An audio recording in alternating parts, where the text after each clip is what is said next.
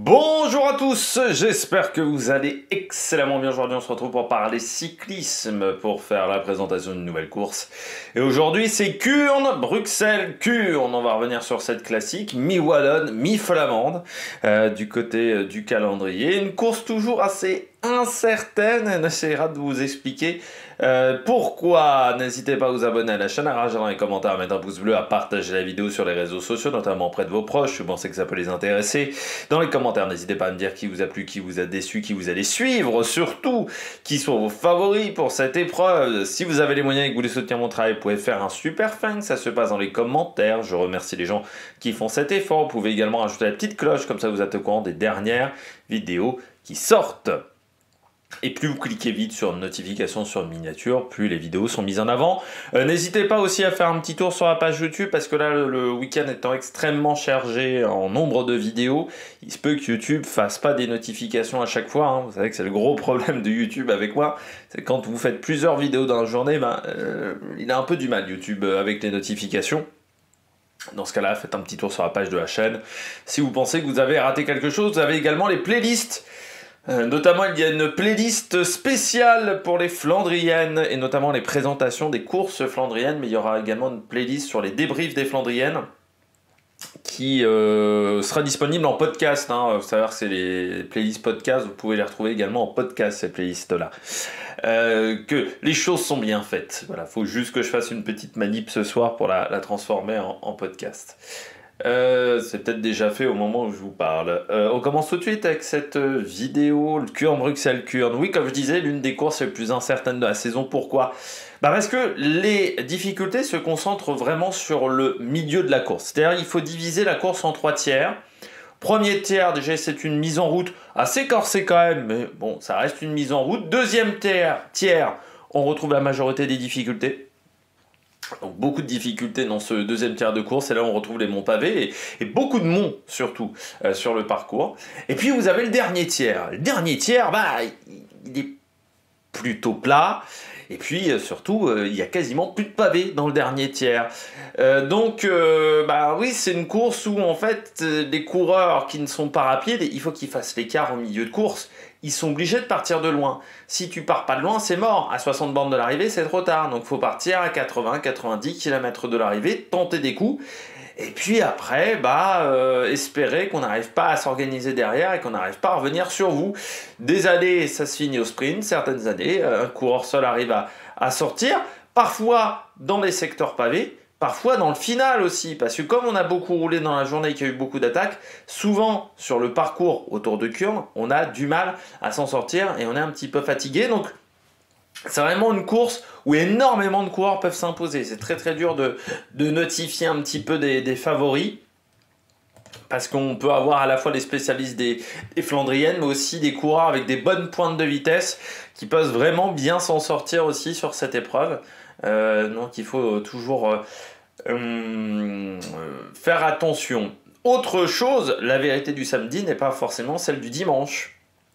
Un coureur qui peut être bien samedi peut être plus en difficulté dimanche, pour des raisons extrêmement simples. Déjà, il faut encaisser si vous avez fait un bon résultat la veille, donc vous allez peut-être avoir du mal à dormir. Et puis on reste en début de saison, c'est-à-dire qu'on n'est pas encore au maximum de sa condition physique, donc un jour on peut être très bien, et puis le lendemain être un peu moins bien, pas avoir des sensations.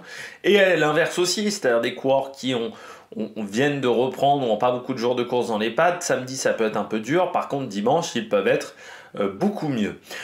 Beaucoup de secteurs qui ne sont empruntés que sur cette épreuve aussi. C'est un peu la particularité de Kuurne, Bruxelles-Kuurne. C'est-à-dire qu'on a des secteurs qui ne seront empruntés que dimanche. Voilà. La majorité même des secteurs que l'on va voir sur cette épreuve ne seront utilisés que dimanche. Donc c'est vraiment une course qui est assez surprenante. Le parcours est bien différent des autres Flandriennes, donc il faut essayer de le repérer. On est assez loin aussi du secteur des autres Flandriennes, on n'est pas totalement au même endroit. On est à la frontière avec la Wallonie aussi. On va passer même la frontière entre la Wallonie et la Flandre.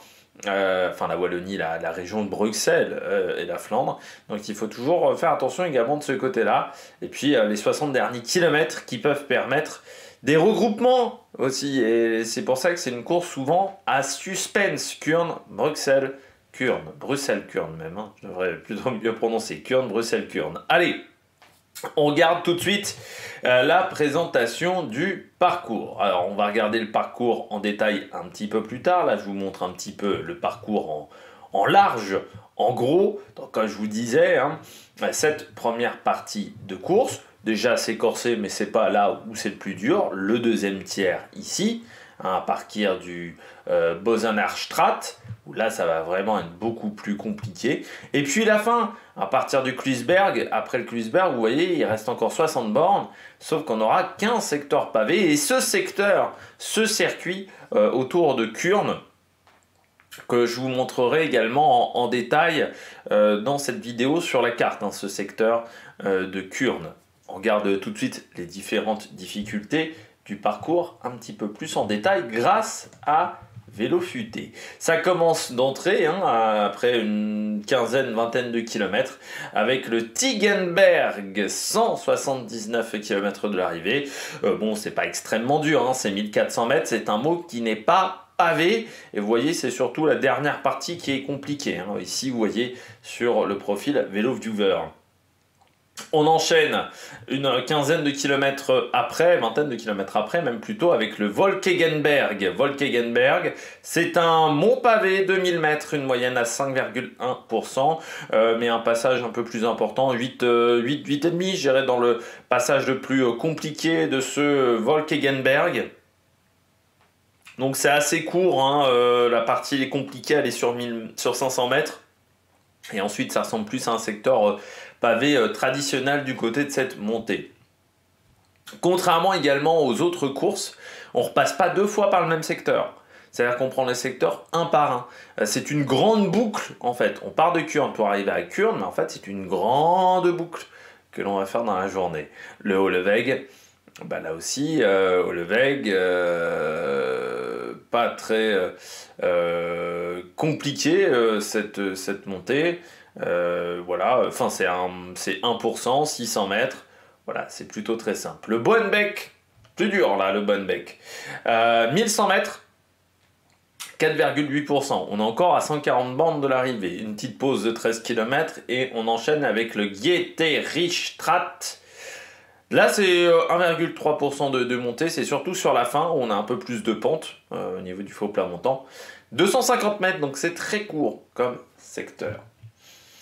Le Bosenarstraat, 1300 mètres, 5,6%. Vous voyez la difficulté sur la première partie, encore une fois, de montée, comme souvent avec ces monts flandriens. C'est un mont qui n'est pas pavé, hein, si je ne me trompe pas. Le Bosenarstraat. Et vous voyez, c'est sur à la fin, c'est plus du faux plat montant que véritablement une montée très compliquée, 5,6% de moyenne. Le Bergtenhout, lui, on le voit quelques fois, le Bergtenhout. 1100 mètres, la première partie est très compliquée. C'est là où on va avoir les gros pourcentages, 6,2% de moyenne sur toute la montée, mais c'est vraiment sur les 400 premiers mètres où on va avoir les grosses difficultés de cette montée. Ensuite, là aussi, c'est un petit peu plus du faux plat montant. La Houppe, à 115 km de l'arrivée, vous voyez, c'est un mont classique de 2000 mètres, hein, donc c'est un mont très long en termes de montée. C'est ce qu'on aurait parfois sur l'Amstel, par exemple, hein, ce genre de mont, ou même sur Liège-Bastogne-Liège, 4,8%. Et puis on enchaîne juste après, hein, enfin juste après, 20 km après quand même, avec le hameau des Papins. Le hameau des Pimpins, souvent le direct télé est au niveau de ce hameau des Pimpins. On rentre dans les 100 derniers kilomètres. Là, celui-là, il est dur, hein. Il est très dur. Ce hameau des Papins, 6,6 de moyenne, mais sur la première partie, ça doit être du 8-9. C'est vraiment très compliqué, le hameau des Papins sur les 600 premiers mètres. Le Bourliquet, là, c'est 1300 mètres à 6,8 de moyenne, mais là, c'est sur la deuxième partie de montée, où c'est un petit peu plus compliqué, 1300 mètres à 89 km de l'arrivée. 5 km après, on attaque le Mont-Saint-Laurent, 1300 mètres à 7,8%. Là aussi, la première partie de montée est plus compliquée que la suite. Et 7,8%, ça fait dur, hein. C'est la montée peut-être la plus dure du parcours. On enchaîne avec le Kluisberg. Mont pavé. Le Kreuzberg, 1400 mètres, c'est sur la première partie. Où on aura, enfin sur les deux premiers tiers, on aura les grosses difficultés. Au niveau du deuxième tiers, c'est là où on aura vraiment le passage le plus compliqué, avant un sommet quasiment plat, mais pavé. Donc ça veut dire que pour relancer la machine, ça va être compliqué du côté du Kreuzberg. Et puis Othon, là ça va s'enchaîner, hein. Après le Kreuzberg, ça s'enchaîne pas mal avec Othon, 1200 mètres à 3,1% de moyenne. La côte de Trieux, très dure la côte de Trieux, 1260 mètres à 7% de moyenne. Et puis surtout, on enchaîne pas mal de côtes là pendant 20 km avant le Kreuzberg à 58 km de l'arrivée. Dernier mont compliqué, enfin avant-dernier mont. Mais c'est la dernière côte de ce fameux deuxième tiers de course, 1100 mètres à 6% de moyenne. C'est surtout la fin qui est dure, et puis ça sera le dernier moment pour essayer de sortir, mais là c'est déjà même trop tard au Kreuzberg, hein. Et puis le Bergboschstraat qui est là, dernière côte, enfin le dernier mont pavé de la journée, 34 km de l'arrivée, 400 mètres à 2,17%, c'est pas extrêmement dur. On regarde le circuit final aussi, hein, du côté de Kuurne. Le circuit final, voilà, il faudra le faire à 2 reprises, je crois, de tête. Autour de Kuurne, vous voyez, il y a pas mal de virages quand même, hein. Donc il faut faire attention, pas mal de virages à angle droit. C'est pas dur, mais c'est technique, il faut être bien placé. Et puis à 3 km de l'arrivée, vous voyez ici, on aura un dernier virage entre 4 et 3 km de l'arrivée. Une longue ligne droite là, où souvent ça remonte un petit peu dans tous les sens. Et c'est la guerre. Ici, c'est la guerre, avant le dernier virage, qu'à 600-700 mètres de l'arrivée, où il faut finir, et il faut espérer qu'il n'y ait pas du vent de face dans ce genre de situation. Tiens, en parlant de vent de face, on va regarder la météo. Sur ce parcours, donc, comme je vous disais, hein, une grande boucle. On part donc de Kuurne pour aller en Wallonie. Vous voyez, la frontière, elle est ici, la frontière entre la Wallonie et les Flandres. Voilà, c'est pas très loin d'ici. Voilà, vous voyez, donc on aura un petit passage en Wallonie, puis on remonte en Flandre pour la fin de journée. Voilà, donc c'est l'une des rares courses, même flandriennes, où il y a un petit passage comme ça en Wallonie. Il n'y en a pas tant que ça. Au final, il y a le Samin, hein, aussi, on est en Wallonie, mais voilà, vous voyez, donc Flanders, Wallonie, pour ce petit passage-là. Et puis, on retourne vers les Flandres, parce qu'on part comme ça, on part par le nord, et on redescend par le sud, voilà, pour finir la course. Les conditions météo de ce Kuurne-Bruxelles-Kuurne, grand soleil sur la course, enfin encore mieux même que sur le home loop, avec entre 8 à 10 degrés, mais par contre, comme la veille, on aura un vent de nord-est, à peu près la même puissance, hein, donc 15-35 km/h. Il faudra que le peloton s'organise bien sur la dernière partie de course, parce que vous voyez, le vent sera donc 3/4 d'eau côté, donc ça va vraiment bordurer, hein, très fort à partir du Kreuzberg, parce que là on aura du vent de dos, puis un vent 3/4 d'eau, donc il faudra faire attention. Et sur le circuit final, là aussi on est dans le bon sens, hein, nord ici, eh bien on aura là également du vent de dos pour le sprint normalement. Donc voilà, il faudra juste faire attention aux bordures sur la fin dans cette longue traverse ici pour revenir sur Kuurne. On peut avoir parfois des surprises. On passe désormais au palmarès de cette épreuve, et du côté du palmarès de Kuurne l'an dernier, c'était une victoire belge avec Van Aert qui s'était imposé en battant Tim Wellens ce jour-là, et Oyar Lascano, ce groupe de 3 qui s'était échappé avec Laurens Pitty dans un premier temps, mais qui avait craqué. Je sais pas, on devait être à 75 bornes de l'arrivée à peu près, hein, de tête. 2023, c'était Tige Benoot qui avait battu Nathan Van Hooydonk et Matej Mohoric. Et puis Jakobsen avait battu au sprint Caleb Ewan.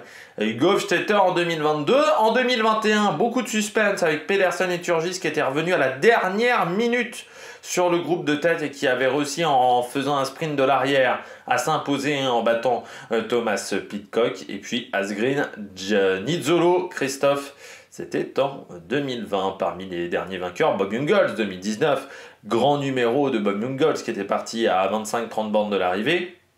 Groenewegen 2018, Sagan, Stuyven 2016.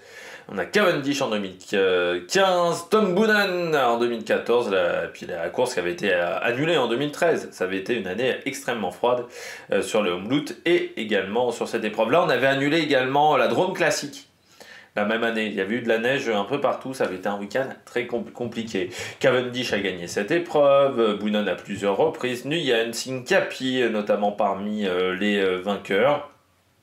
Dernier vainqueur français, Frédéric Monquincin, ça remonte en 95. Stéphane Barth avait fini sur le podium également en 97. Et donc Turgis 2021 et Hofstetter 2022 pour les derniers français sur le podium. Donc Monquincin 94 et je crois pas d'autres vainqueurs français sur cette épreuve.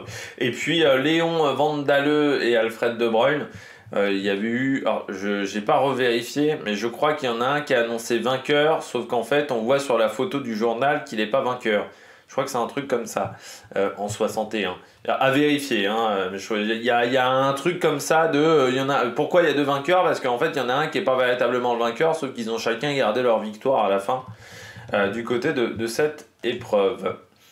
On passe maintenant à la liste de départ de cette course. Liste de départ, donc qui est... il est 15h45, donc voilà, elle est à jour. Je vais même la mettre à jour maintenant. Voilà, elle est à jour donc de 15h45. Nous sommes vendredi. Donc d'ici vendredi, il peut y avoir encore des petits changements, notamment des coureurs qui auraient chuté sur le Omloop et qui ne pourraient pas être présents, enfin sur le Omloop, et qui ne pourrait pas être présent aujourd'hui. La Visma vient bien entendu avec le vainqueur de l'an dernier, Van Aert. Il y aura également Tige Benoot, c'est un très bon vainqueur, c'est un très bon sur cette course, pardon. Et puis Jorgensen et Olaf Koy seront également au départ. Alpecin vient avec ses deux sprinters Philipsen et Calen Groves. On aura également Timo Kelish qui a fait un bon début de saison, ou Simon Désert, on aura du côté d'Arkea Arnaud Desmar Capiot, on visera plutôt le sprint avec Mozzato également. Du côté de Bahreïn, Victorious, on aura Mohoric avec Brutto Messo et Pasqualone. Fred White également au départ. Du côté de la Cofidis, Dylan Tuns avec Milan Fretin et Brian Cocard. Du côté de la Decathlon, Oliver Nezen, Sam Bennett et Stéphane Bissegger. L'AEF, Kasper Asgreen, Albanese et encore Mathis Michaels du côté de la Groupama. Lewis Husky avec Johan Jacobs et Paul Penwet, mais pas de Stephen Kung. Du côté d'Intermarché, on aura Dries de Potter, on aura surtout Arne Marit en cas de sprint et Taco van der Horn, le néerlandais. La Lidl Trek vient avec Jasper Stuyven, mais surtout Jonathan Milan, qui sera peut-être bien emmené par Soderquist, Vachek ou encore Tom Skuyn. Du côté de la Movistar, Gassia Cortina sera au départ avec Orlus Aolar. Du côté de la Red Bull, on vient avec Jordi Meus ou encore Lascano et Roger Adria et les frères Van Dijk. Du côté de la Soudal Quickstep, on vient avec Tim Merlier ou encore Dries Van Gestel et Yves Lampart, mais pas de Paul Magnier. Du côté de la Jayco Alula, Max Walscheid ou encore Sutterling, on vient avec une toute petite formation de 5 coureurs. Du côté de la Picnic Postenel, Degen Kolb au départ avec... également Enzo Lenze, le jeune grimpeur néerlandais. Du côté de la UAE, Tim Willems ou encore Narvaez, Nils Politt, Florian Vermeersch. C'est juste Morgado qui ne sera pas au départ. Astana avec Ballerini.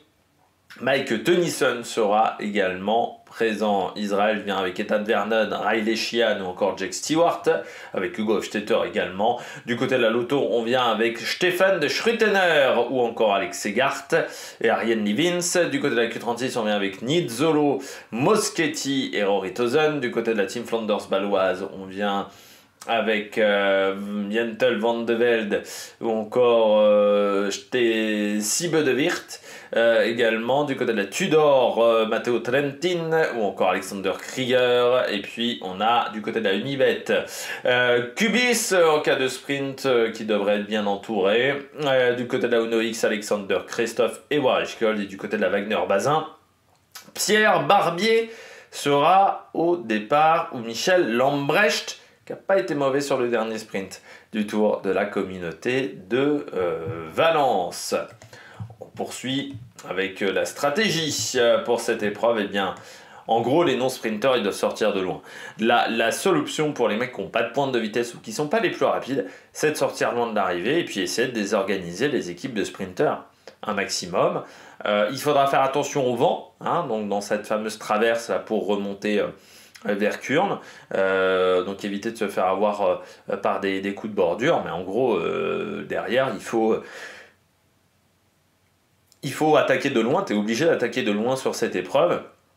Et derrière, les sprinters, eux, ils doivent limiter la casse, parce que si tu as 3 minutes, c'est mort. Donc il faut limiter la casse dans les portions de pavé, sans trop en faire non plus, parce qu'il ne faut pas se mettre dans le rouge au cas où on fasse un mauvais sprint.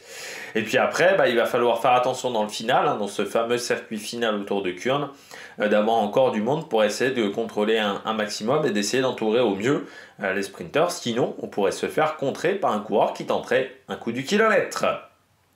Du côté de mes favoris, donc je commence avec Jonathan Milan. Bah oui, en cas de sprint, je pense qu'il sera impossible à battre. Et je pense qu'il passe mieux les pavés que Merlier. Donc, ouais, ça va être dangereux. Le fait d'avoir Jonathan Milan, c'est dangereux. Au départ, en plus bien entouré, avec la Lidl Trek. Non. Ils peuvent se cacher en plus, non, ça va être costaud. Jasper Philipsen, oui, il passe bien les pavés, hein, Jasper Philipsen, ça on le sait. Avec Caden Groves, je pense que Caden Groves se mettra au service de Philipsen. Je serais surpris que ça soit l'inverse. Et avec un Philipsen qui, normalement, doit montrer un peu mieux que sur l'UAE Tour, où c'est vrai que on a vu quand même des différences par rapport à Merlier, par rapport à Milan. Van Aert, oui, alors par contre, Van Aert, il sera obligé de partir de loin. Parce que je pense qu'en sprint, il n'est pas capable de rivaliser pour le moment avec Milan, Philipsen et Merlier, surtout sur un sprint sur le plat. Si ça avait été en faux plat montant, j'aurais dit, ah oui, là il est dangereux, mais sur un sprint sur le plat, ça me semble compliqué. Donc Van Aert, il faudra qu'il tente de partir de loin. Et puis Tim Merlier, là aussi un sprint. On aura peut-être une nouvelle manche du match face à Jonathan Milan. Parmi les coureurs à suivre, Jordi Meus, il passe mieux les bosses. On a vu des sprints très intéressants sur le Tour de l'Algarve du côté de Jordi Meus, donc il va falloir le suivre. Moschetti, moi j'ai envie de le suivre. Moschetti, pourquoi? Parce que sur le Algou la Tour c'était pas mal, depuis on ne l'a pas trop vu. Là aussi je pense que l'équipe sera à son service, notamment Nizzolo. De Schrittener, jeune de Schrittener, c'est pour ça que ça m'intrigue, aussi jeune, d'aller sur une classique comme ça flandrienne. Alors certes, c'est pas la plus grosse du calendrier, ça reste quand même 200 km avec des pavés à l'intérieur, donc il faudra faire attention. Et puis, Tim Willems, parce que c'est quand même une course qui lui correspond bien, et puis il est en capacité d'attaquer de loin, hein, Tim Willems, ça ne lui fait pas peur du tout au coureur belge. Du côté du programme télé, eh bien ça sera sur HBO Max à partir de 14h30, Eurosport 2 à partir de 15h15. C'est pas disponible sur la chaîne d'équipe pour cette classique, donc voilà, il faudra aller sur le payant pour pouvoir regarder cette course. N'hésitez pas à vous abonner à la chaîne, à réagir dans les commentaires, à mettre un pouce bleu. On se retrouvera dimanche soir pour faire le débrief de cette épreuve. C'est la Drôme Classique, ou peut-être que le débrief sera plutôt lundi du côté de cette course. Donc dimanche soir, voilà, pour faire le débrief de cette épreuve. J'essaierai de la faire avant 21h. Voilà, que la vidéo soit en ligne à 21h. Mais voilà, je ne sais pas si sûr que ça, parce que faut réussir à ce que tout se mette bien en place, ce qui parfois est un petit peu compliqué. Mais voilà, il y aura un débrief de Kurn sur la chaîne dimanche soir. Allez, n'hésitez pas à vous abonner à la chaîne, à réagir dans les commentaires et à mettre un pouce bleu. Allez, ciao ciao sur la Mec Production.